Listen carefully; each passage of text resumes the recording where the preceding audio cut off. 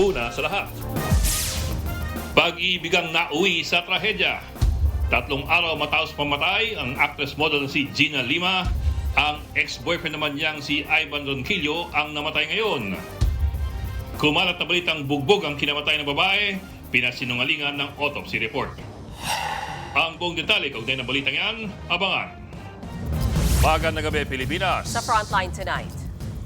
Dating Executive Secretary Lucas Bersamin, hindi raw nag-resign kundi pinababa sa pwesto. Dumepensa rin siya sa kanyang apo at sa pamangkin na ginagamit umano ang pangalan ng Pangulo para makapagsingit ng budget. DepEd Secretary Sonny Angara nanindigang hindi siya magbibitiw sa kabila ng pagkakadawit niya sa kickback sa flood control projects.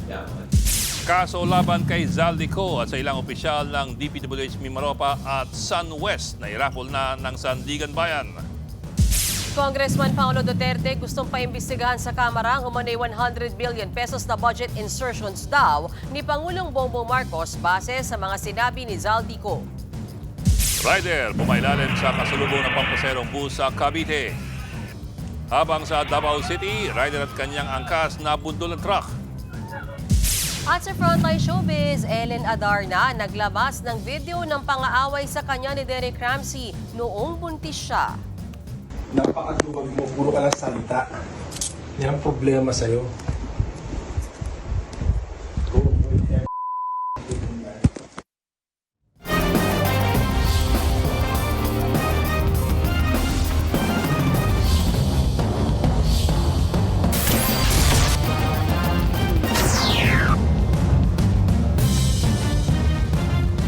Binababa raw sa pwesto at hindi nag-resign si dating Executive Secretary Lucas Bersamin. Pinalagan din ni Bersamin ang pagkakadawit ng kanyang apo sa umano'y pagsingit ng pondo sa 2025 national budget. Nasa frontline ng balitang yan si Cheryl Cosim. Both officials respectfully offered and tendered their resignations out of delicadeza. Yan ang sinabing dahilan ng palasyo nang inanunsyong nagbitiw na sina Executive Secretary Lucas Bersamin at Budget Secretary Amina Pangandaman noong Lunes. Pareho silang idinawit sa 100 billion pesos na insertion sa 2025 national budget. Pero sa panayam ko kay Bersamin sa One Balita Pilipinas, sinabi ng dating Executive Secretary na hindi siya nag-resign. Pinababa raw siya sa pwesto. Idinaan daw yan sa isang tao na malapit sa kanya. You said you did not resign and that someone not from Malacanang called you on November 17 to say you had to go as ES. Sino po ang tumawag po sa inyo? He was trusted with that responsibility. Sabihin sa akin na I had to go. Magandang pakinggan yun pero hindi naman yan ang nangyari. Okay?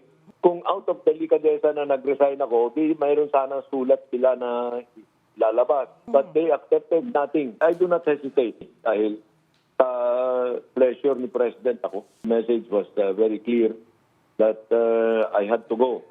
Hindi naman ako linta. Ayon kay Senate Blue Ribbon Committee Chairman Ping Lacson, nangyari ang balasahan sa gabinete matapos magpadala ng sulat si dating DPWH Undersecretary Roberto Bernardo kay Pangulong Bongbong Marcos. Sabi raw ni Bernardo kay Lacson, ginamit lang ang pangalan ni Pangulong Marcos ng ilang tao sa Malacanang. Yan ay sina dating Presidential Legislative Liaison Office Head Adrian Bersamin at dating Education Undersecretary Trigiv Olaivar. Si Adrian Bersamin ay apo sa pamangkin ni dating Executive Secretary Bersamin. Matatandaang sinabi ni dating Congressman Zaldico sa kanyang video na kinumpirma niya kay Yusek Bersamin na pinapasok ni Pangulong Bongbong Marcos ang 100 billion pesos sa 2025 budget. Dinepensahan naman ni dating ES Bersamin ang kanyang apo sa pamangkin na si Yusek Adrian. Hindi raw siya sang-ayon sa pagkakadawit nito sa isyu ng katiwalian. Mahal na mahal ko siya para kong sariling anak na. Hindi ko maintindihan kung bakit nadadamay ng ganyan yan. Napakabait na tao yan. Kaya yung pag-i-implicate sa kanya ng masama, hindi ko gusto yan.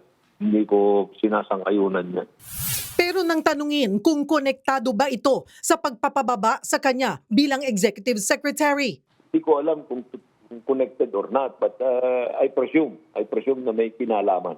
Sinabi rin daw ni Bernardo kay Lacson kung saan napunta ang budget insertions. Si Bernardo raw mismo ang humawak sa 52 billion pesos. Si dating Executive Secretary Bersamin daw ang nagtiyak na marirelease ang isiningit na 2025 national budget. Pero sabi ni Bersamin, wala siyang kinalaman sa kahit anong budget.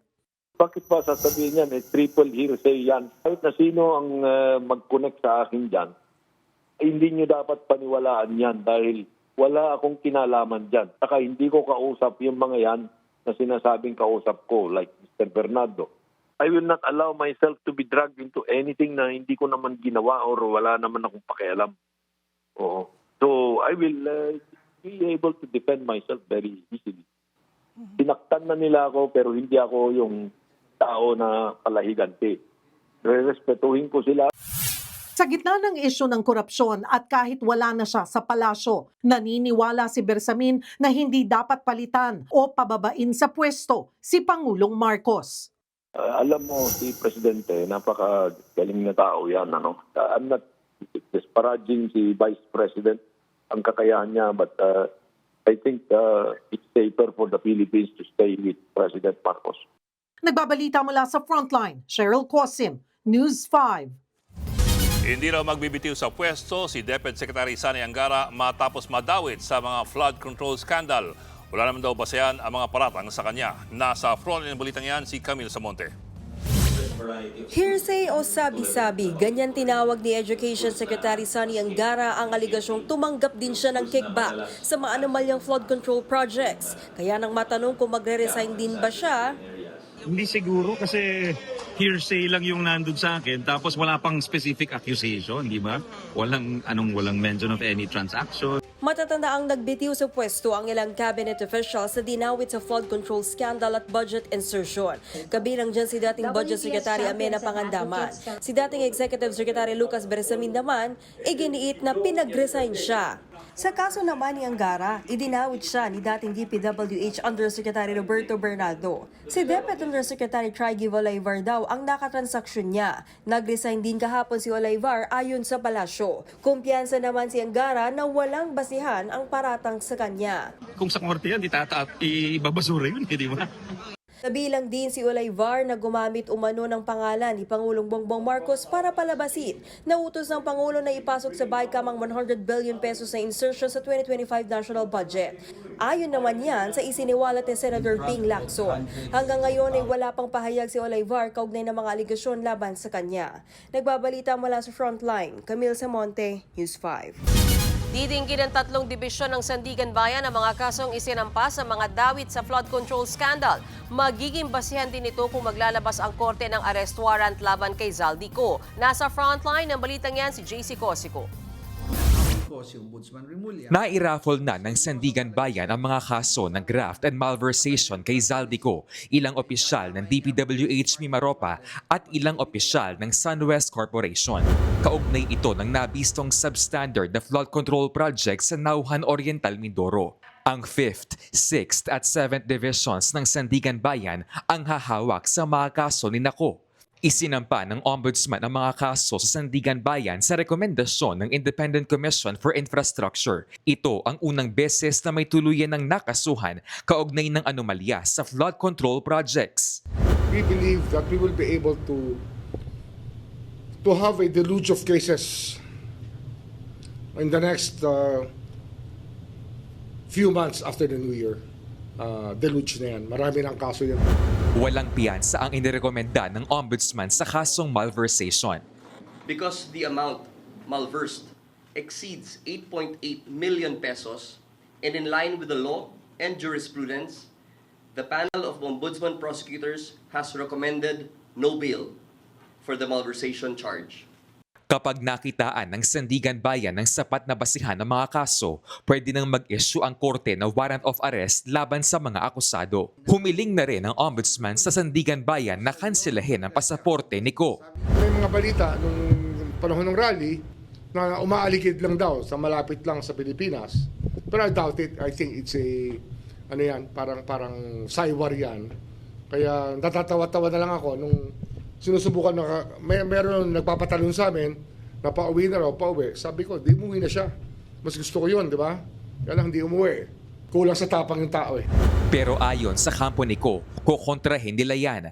Umalis ng bansa si Ko noon pang Pebrero para umano sa isang medical treatment. Samantala, nagpasalamat ang ICI sa ombudsman saan nila'y mabilis na aksyon. Pero ipinagpaliban muna nito ang pagrekomenda ng kaso sa 3 senador na dawit din sa flood control scandal. Kailangan daw suriin ang mga bagong affidavit ni dating DPWH Undersecretary Roberto Bernardo. So we'll have a delay of maybe 10 days from last Friday. Hopefully we'll finish it. Ngayong hapon, hiniling din ng ICI sa DOJ na isama sa lookout bulletin ang 17 taong may kinalaman umano sa mga maanumalyang proyekto. Kabilang narito ang mga kawani ng DPWH at mga opisyal ng SunWest Incorporated. Nagbabalita mula sa Frontline, JC Cosico, News 5. Hiniling ng Independent Commission for Infrastructure sa DOJ ang Immigration Lookout Bulletin Order laban sa 17 sangkot umano sa mga irregularidad sa infrastructure projects. Ayon po sa sulat na pinadala kay Acting Justice Secretary Frederick Vida, kailangan ng ILBO dahil may nakahain ng mga kaso sa Sandigan Bayan laban kay dating Congressman Zaldi Co, ilang opisyal ng DPWH at mga taga SunWest. Sabi ng ICI, seryoso ang mga kaso at posible magtangkang umalis ng bansa ang mga nasa listahan. Kailangan silang bantayan habang gumugulong daw ang investigasyon. Gustong paimbestigahan ni Congressman Pulong Duterte ang mga isiniwalat ni Zaldico laban kina Pangulong Bongbong Marcos at dating House Speaker Martin Romualdez sa flood control scandal. Pero gate ng National Union Party halatang nagsisinungaling daw ang dating kongresista. Nasa frontline ng balitang yan si Marian Enriquez. Nakababahala raw para kay Davao City Representative Paulo Duterte ang mga pasabog ni Zaldico. Kaya naman gusto raw ni Pulong na paimbestigahan ang mga ito sa Kamara. Partikular na ang akusasyong 100 billion pesos na budget insertion ni na Pangulong Bongbong Marcos at dating House Speaker Martin Romualdez sa 2025 national budget. Sa inihain niyang House Resolution No. 488, iginiit ni Pulong na nagdudulot ang mga sinabi ni Ko ng malalim na pagdududa sa integridad ni na PBBM at Romualdez, gayon din sa proseso ng pambansang budget. Pero para sa National Unity Party, nagsisinungaling daw si Ko sa kanyang video. Bukod kasi sa hindi raw nakapanumpa si Ko, kaduda-duda raw na ibinibintang niya sa iba ang mga paratang sa kanya sa flood control scandal. Ayon sa NUP, malaking pagkakamali sa hustisya kung magsasagawa ng investigasyon batay lamang sa anilay hindi na-verify na paratang na mula sa isang taong iniimbestigahan din ng ombudsman. Sabi naman ng minorya sa Kamara, dapat umuwi at ipresenta ni Ko ng personal sa korte ang kanyang ebidensya. We will follow where the evidence will lead us. At kung saan tayo dadalhin ng ebidensya, doon natin dalhin ang investigasyon. Kailangan umuwi ni former Representative Zaldico para yung mga binabanggit niya magkaroon ng legal weight. Ma-state niya under oath. Sa kaso naman ng mga paratang ni Ko kay PBBM, wala raw nakikitang dahilan sa ngayon ang Akbayan Party List para maghain ng reklamong impeachment laban sa Pangulo. Wala pang compelling reason kasi tingin natin ang impeachment complaint should be founded on facts and evidence. Nagbabalita mula sa Frontline, Marian Enriquez, News 5. Pumanaw na rin ang dating boyfriend ng freelance model na naunang namatay sa Quezon City. Kinadismaya ng kanyang pamilya ang mga alegasyong sangkot daw siya sa pagkamatay ng model. Nasa frontline na balitang yan, Ian Suyu. Sa CCTV footage na ito, makikita ang pagpasok ng dating magkasintahang freelance model na sina Gina Lima at Ivan Ronquillo sa isang kwarto. Kuha yan sa bahay ni Ronquillo sa barangay Apolonio Samson, Quezon City nitong linggo. Masaya pang nagkukwentuhan ng dalawa. Pero ilang oras matapos niyan, nawalan ng malay si Lima sa parehong lugar. Isinugod siya ni Ronquillo sa ospital pero idineklara ring dead on arrival. Kinuyog naman ng mga kaibigan ni Lima si Ronquillo. Nagkaroon ng pagdududang may kinalaman si Ronquillo sa pagkamatay ni Lima dahil may mga nakitang pasasahita ng babae. Pero kaninang umaga lang, 3 araw matapos ang pagkamatay ni Lima, si Ronquillo naman ang natagpo ang patay sa parehong bahay. Isinugod siya sa ospital pero idineklarang dead on arrival. Ilang oras bago siya bawian ng buhay, si Ronquillo mismo ang nag-post sa social media ng huling video nila ni Gina habang magkasama at video ng pag-iyak niya sa harap ng bangkay ng dating nobya. Nagpakita rin siya ng mga larawan ng sugat na natamo niya sa pagkuyog sa kanya. Labis naman ang hinagpis ng ama ni Ronquillo. Sabi ko sa kanya, bakit ngayon lang kita niyakap? It's so painful talaga, it's so painful. Namatayan ako ng magulang, hindi ako ganito eh. Pero mamatayan ako ng anak, almost maghapon na akong umiiyak. Hindi ko kaya.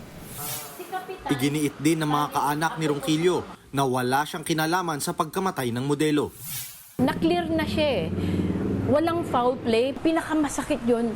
Yung nasasaktan na yung pamangking ko, binugbog pa siya. Napakaraming fake news na hindi ko akalain na mangyayari sa family namin. Sa inilabas na resulta sa autopsy ni Lima, nakitaan ng pagbabago ang kanyang baga at puso, bagamat hindi pa matukoy ang eksaktong dahilan ng kanyang pagkamatay.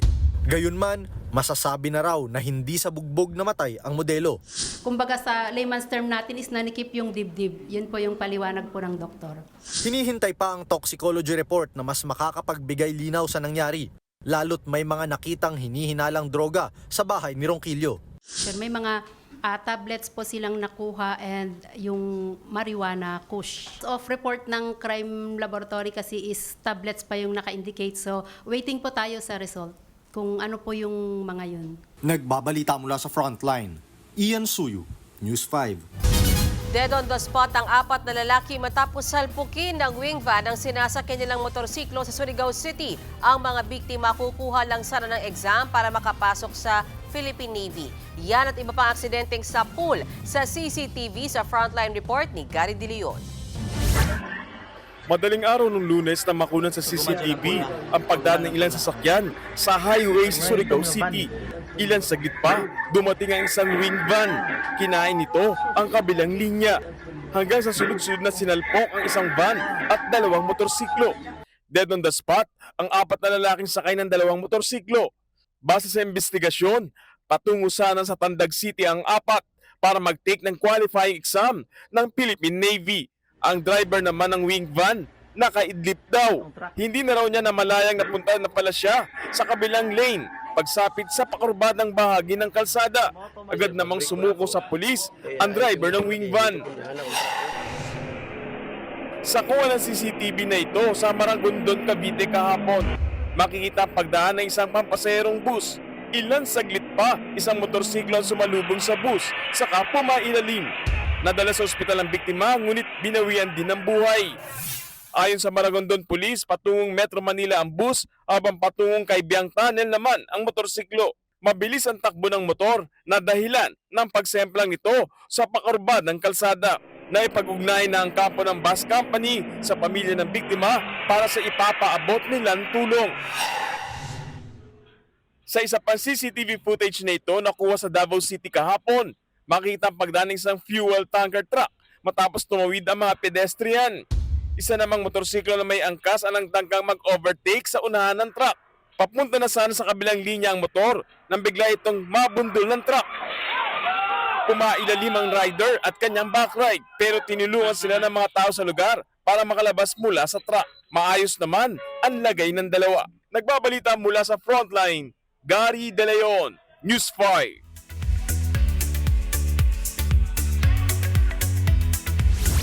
Showbiz Tonight na tayo. Nilabanan tayo ng pangmalakasang performance ng pambato nating si Atisa Manalo sa preliminary competition ng Miss Universe. Reyna Atisa ang atake niya sa kanyang national costume na Festejada. Swak na swak sa angelic face ni Atisa. Simbolo ang kanyang costume ng likas na ganda at ang makulay na tradisyon ng mga Pilipino, gaya ng giant lantern, pahiyas at panagbenga festivals. Stunning din si Atisa sa kanyang swimsuit performance in her blue two-piece. Sinamahan pa yan ng kanyang wavy hair na sumusunod sa kanyang pagrampa. Target ni Atisa na maiuwi ang 5th crown ng Pilipinas sa Coronation Night ng Miss Universe this Friday sa Thailand. Naglapag na naman ng resibo si Ellen Adarna laban kay Derek Ramsey. Napakaduwag mo, puro ka lang salita.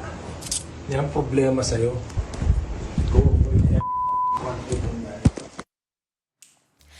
Yan ang nakuha ng video ni Ellen nang umano'y pag-away daw nila ni Derek.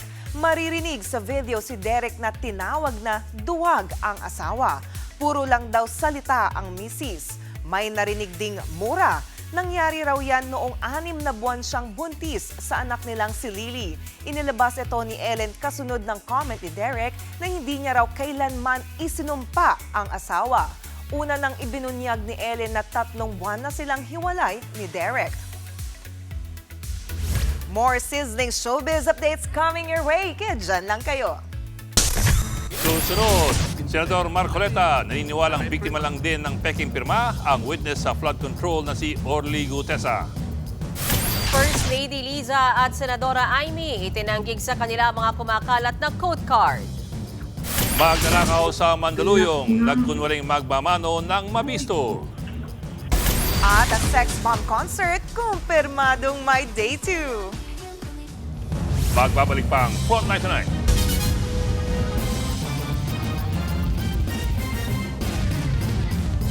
Mga kapatid, Ed Lingaw po, maging maalam at may pakialam sa mga napapanahong balita sa ating bansa. Para sa mas malilimang pagtalakay at paghimay sa mga issue at headlines, mag-follow at mag-subscribe sa social media pages ng News 5.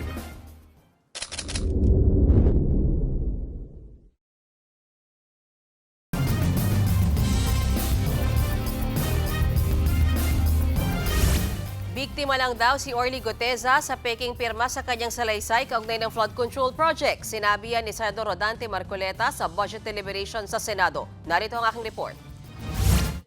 Sa gitna ng budget deliberation ng Senado para sa hudikatura, naungkat ang pagharap sa Senado ni retired Marines Orly Gutesa noong Setyembre. Si Gutesa ay isang retired Marine at naging security consultant ni dating Congressman Zaldico. Siya ang nagsiwalat sa Senado tungkol sa mali-maletang perang dinideliver umano sa bahay ni Ko at ni dating House Speaker Martin Romualdez. Kanina, iginiit ni Senador Rodante Marcoleta na tila dinidiscredit daw ang iniharap niyang testigo sa Senado. Unang binutasan ni Marcoleta ay yung nagnotaryo sa sinumpaang salaysay ni Gutesa. Ni hindi nga raw nakakasiguro si Gutesa na ang notaryo talaga ang pumirma sa dokumento niya. Gumawa sila ng paraan para discredit yung mama, meaning Orly Gutesa.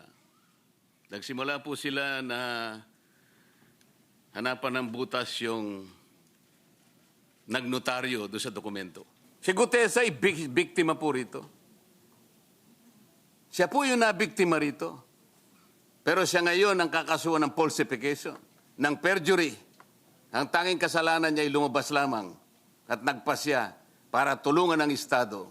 Sagot ni Senador Kiko Pangilinan na sponsor ng budget ng hudikatura, kung meron mang kakasuhan, dapat yung nameke noon. Dapat may pananagutan dun. Yung pumeke, rather than si Ginoong Gutesa.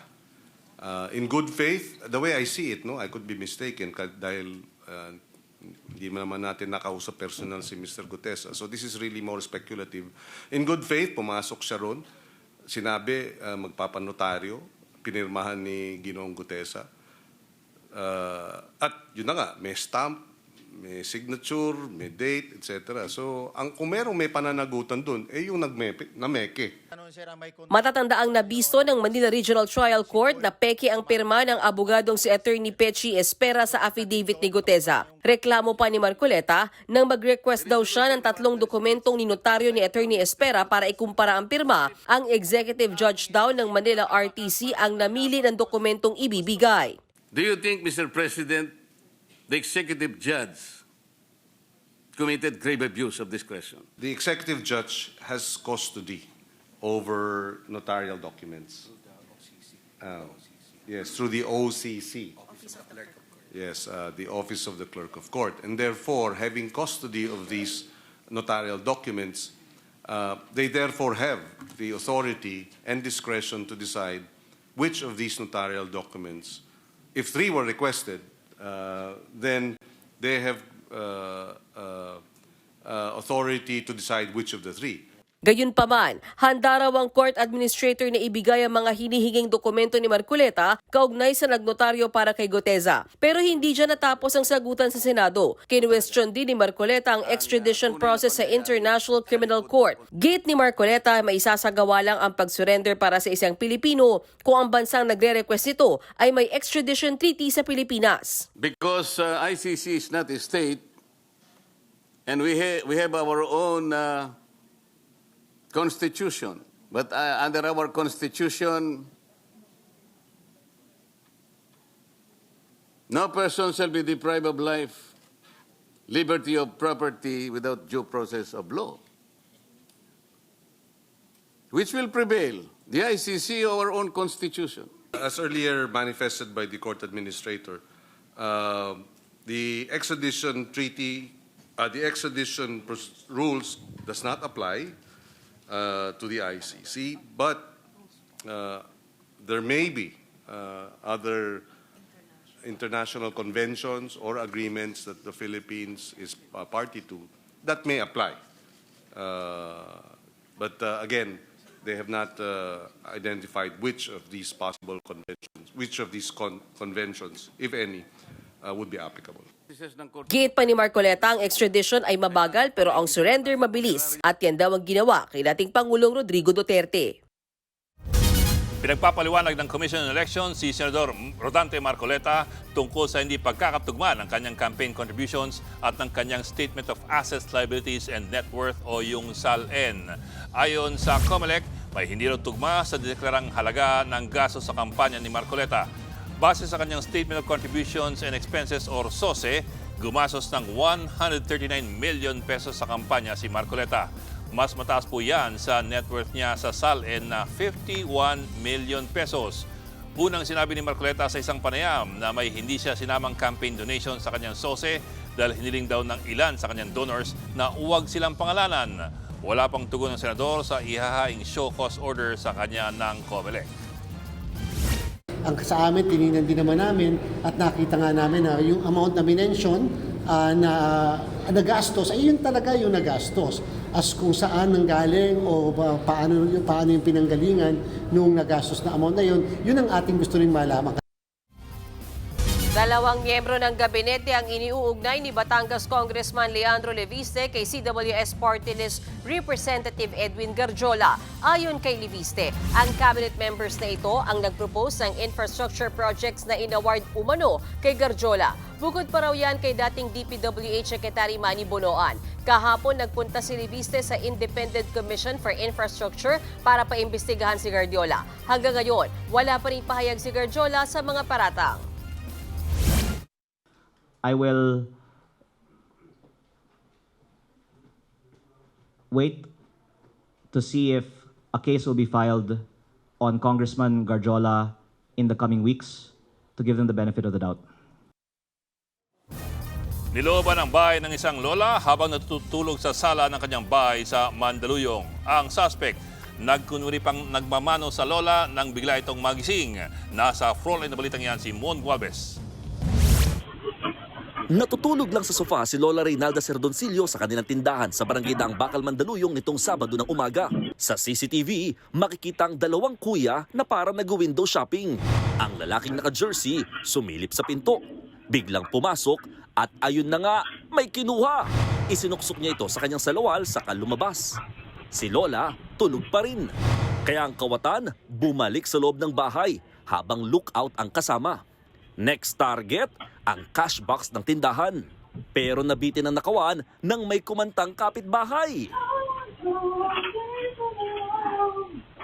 Napaatras si kuya at nagtago. Dito na nagising si Lola. Anak na. Hoy. Si kuya nataranta sa kabiglang umaktong magmamano na para bang hindi siya yung lalaking may itinagong nakaw sa salawal. Hinabol pa sila ni Lola pero agad sumibat ang dalawang kawatan. Nang balikan ng News 5 ang lugar, takot pa rin si Lola. Nakaidlip lang daw kasi siya noon habang nagsiselfone. Parang na-trauma kasi ngayon lang nangyaring ganyan. Kinakabahan niya ako noon. Kaya naman nagpamano? Ay hindi, tapos hindi ko naman siya kasi kilala kung sino siya. Buti na lang daw, hindi nakuha ang cash box na may lamang 10,000 pisong kita ng tindahan. Pero tinangay ang cellphone ni Lola. Ayon sa barangay, malinaw na salisi ang nangyari. Maaaring nakita raw ng kawatan na hindi gumagana yung isang CCTV dito sa may sala. Kaya naman malaya siya nakakagalaw sa loob ng bahay nang wala man lang takip sa muka. Ang problema, hindi niya napansin na may isang CCTV pa pala na nakapwesto dito at nakahalo sa mga paninda.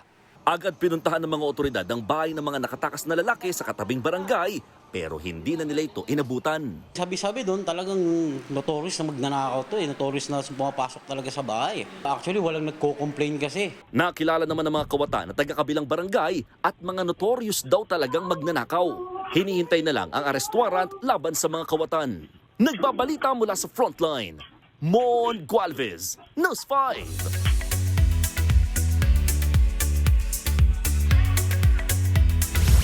Good news para sa fans ng Sex Bomb Girls. Confirmed na ang Day 2 ng kanilang reunion concert. Gaganapin yan this December 9 sa SM Mall of Asia Arena sa Pasay City. Wish granted ang hiling ng fans para sa Day 2 matapos ma-sold out ang Day 1 ng concert sa Smart Araneta Coliseum sa December 4. Kaya naman sa mga gusto ng maki-get out, available na for sale ang tickets para sa Day 2 ng kanilang concert. Naglalaro yan mula 1,300 hanggang 7,900 pesos. Susunod, First Lady Liza Marcos at Senadora Amy Marcos itinangging sa kanila ang mga kumakalat na sagutan nila online. Magkano kaya ang kabuang yaman ni Pangulong Bongbong Marcos? Alamin natin yan sa kanyang salin. At Andrea Brillantes todo effort na sa paghahanda sa projects niya sa 2026. Tutok lang mga kapatid dito sa Frontline Tonight.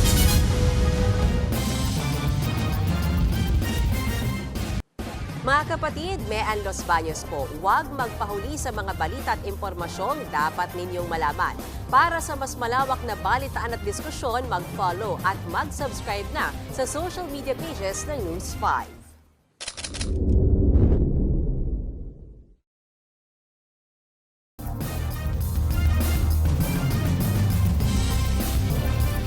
Tinanggi ni na First Lady Liza Marcos at Senadora Amy Marcos na sa kanila ang mga kumakalat na mga quote cards. May bago namang buwelta ang Malacanang sa pandadamay daw ng Senadora sa mga Ilocano. Nasa frontline ng balitang yan si Maricel Halili. 2 araw matapos ang akusasyon ni Senador Amy Marcos tungkol sa umuning pagdodroga ng kapatid niyang si Pangulong Bongbong Marcos at ng hipag niyang si First Lady Liza Araneta Marcos, nag-update si Liza sa kanyang Facebook account. Nakipagkita raw siya sa mga filmmaker na balak dalhin ng Hollywood sa Pilipinas at doon na nga siya bumanat. Sabi ng First Lady sa kanyang caption, "Welcome to Entertainment Pinoy Style." Butas-butas daw ang plot. May aktor na hindi marunong umarte at may climax na nilulubog underwater ang buong komunidad. Quote-unquote, "Let's not even talk about fake news." Higit 10 minuto lang matapos ang Facebook post na yan ni Liza, ito naman ang kanyang pinost. Continuation ng nauna niyang post at ang caption, "And speaking of fake news, welcome to Entertainment Pinoy Style." At meron pang 3 laughing emoji. Kalakip nito ang peking quote card ni Liza na nagsasabing ayaw na raw niyang makipagtalo dahil ate siya ng kanyang mister at may respeto siya sa kanilang mommy Imelda. Dagdag pa niya, fake daw ang mga statement kasing fake ng retokadang mukha. Nakalagay pa sa peking quote card na yan daw ang sagot ni Liza sa drug use allegations ni Senador Amy Marcos. Pati ang Presidential Communications Office sinabing fake news ang quote na yan. Kaninang umaga, ipinost naman ni Senadora Amy ang quote card na may caption na "I did not post this. Thanks." Ang nakalagay naman sa naturang quote card, "Oo, wag kang makipagtalo sa akin. Dapat nga, magpasalamat ka." Quote-unquote, "Ipinilit kita sa kapatid ko kahit maganda lahat ng ex niya.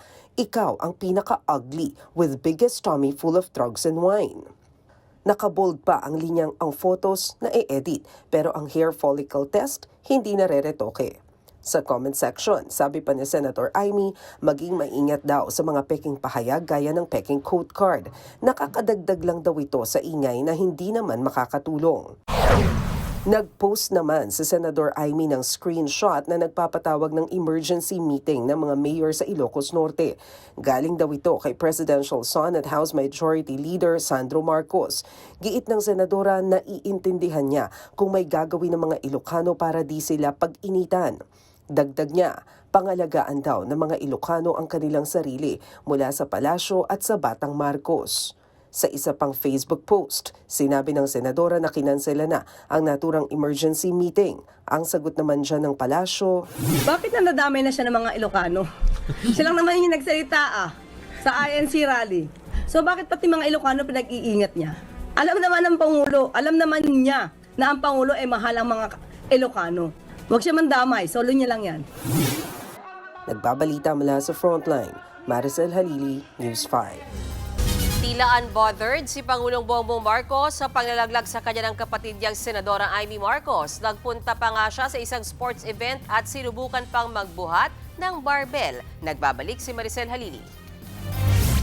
Sinimula ni Pangulong Bongbong Marcos ang araw sa Malacanang kung saan pinangunahan niya ang panunumpa ni Ralph Recto bilang Executive Secretary kapalit ni Lucas Bersamin at gayon din ni Finance Secretary Frederick Go.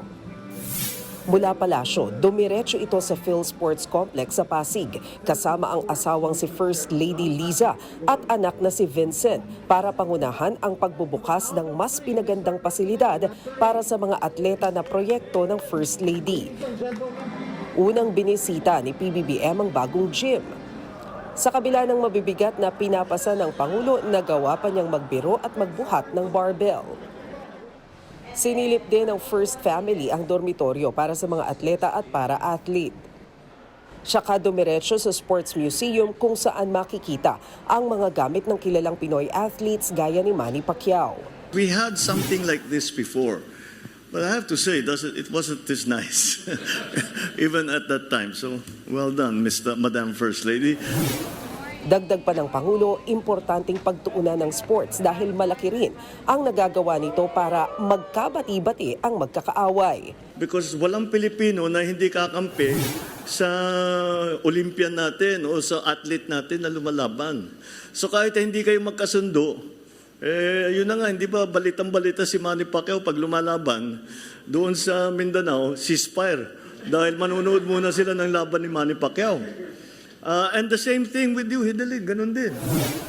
Kasama rin sa event na ito ang mga kilalang atleta na sina Akiko Thompson at Heidelin Diaz. Present din ang mga Paralympics. Hindi lang ito yung support system na kailangan ng atleta. But yun nga, yung kailangan ng atleta talaga ay support from government para mas sustainable din ang maging journey ng isang atleta patungo sa Olympics.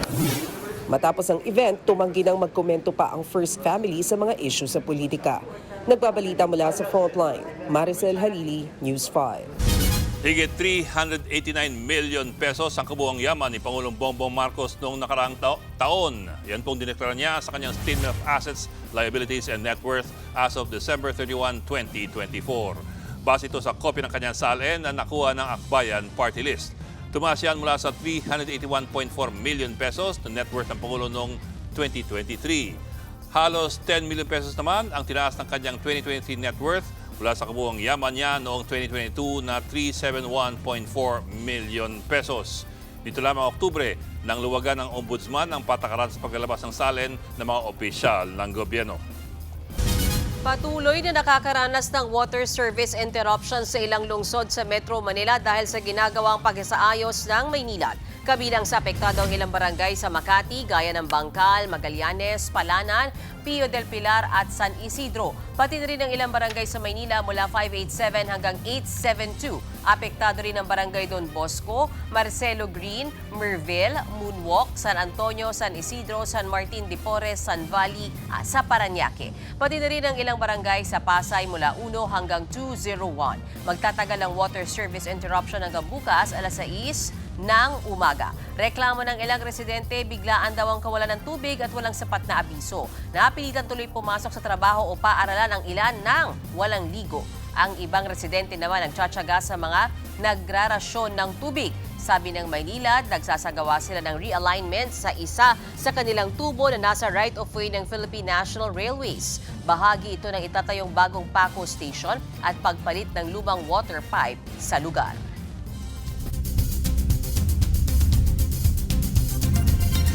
Sa Frontline News Abroad, sumiklab ang tensyon sa patuloy na kilos protesta sa Mexico. Sinubukan pabaklasin ng mga realista ang mga barikada sa official residence ng kanilang Pangulo. Gumamit ng tear gas at smoke bomb sa mga pulis para mapaatras sa mga realista. Karamihan sa mga nagrally ay mga Gen Z. Nagsimula ang mga kilos protesta sa pagkamatay ng isang alkalde. Ipinoprotesta nila ang nagpapatuloy na korupsyon at lumalalang krimen sa kanilang bansa. Abangan ang asong malajim na sa kanyang pagtayo. At Coco Martin, nagsilbing coach sa fighting training at acting workshop ng cast ng Roja at What Lies Beneath. Tuloy-tuloy ang balitaan dito sa Frontline Tonight.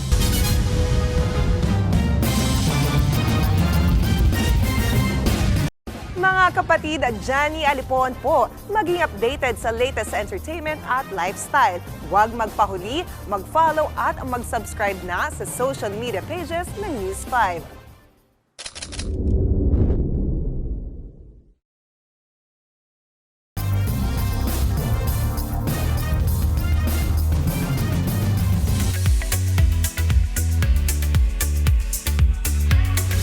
Sumabak sa fight training at acting workshop ang mga bida ng Roja at What Lies Beneath. At ang kanilang coach, walang iba kundi si Batang Quiapo star Coco Martin. Sa post ng Dreamscape, itinuro ni Coco ang ilan sa mga pangmalakasang moves, posing at facial reaction sa isang fighting scene. Mapapanood na sina Donnie at Kyle sa Roja simula Lunes sa Todo Max Primetime 5 ng TV5.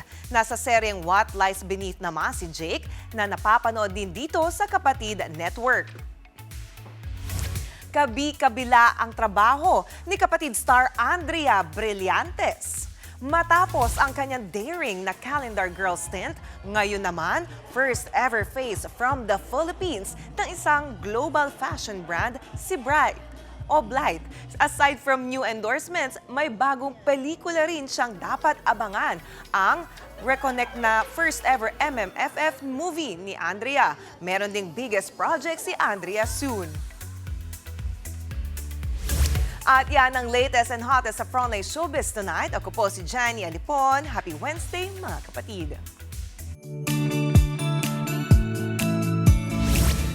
At para naman sa ating pabaong pampa-good night, aso na mala Carlos Yulo ang tampok natin ngayong gabi. Kung flexibility lang ang usapan, hindi papatalo ang asong ito. Yan po si Casper, 9-month-old na Pomeranian mula sa Quezon City. Nakuha sa CCTV na nakataas ang dalawa niyang legs habang umiihi. Kwento ng kanyang fur parent, naoperahan pala si Casper. Mahina na raw ang legs niya sa likod. Nakasanayan na raw ito ni Casper, kaya sanay na rin sila. Hirap yan Yes.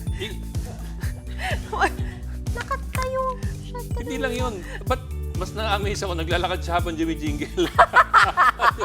So, ano yung nagkakalat siya sa buong bahay? Pwede. Kasi umiihi siya ba naglalakad? Ikaw maiisip mo pag inapunan ka sa paa. Ganyan. Handstand. May excuse na ako para maglakad habang umiihi. Ganon. Sige na. Ikaw. Hindi ko kaya. Hindi ko kaya, sir. Ano? It doesn't Ano? Some things will stay with us all our lives. At yan po ang 45 minutong pag-imayos malagang headlines.